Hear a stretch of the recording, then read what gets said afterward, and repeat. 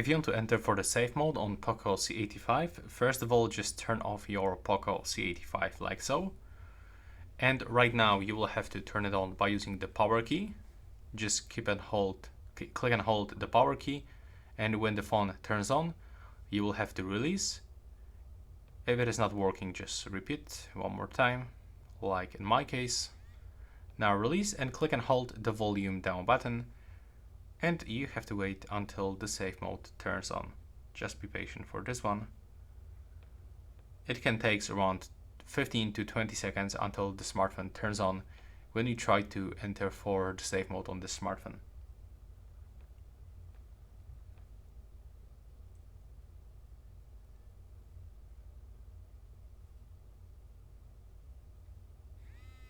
Now you should feel vibration during the Xiaomi HyperOS, and when you feel that vibration, it means that you can release this volume down button.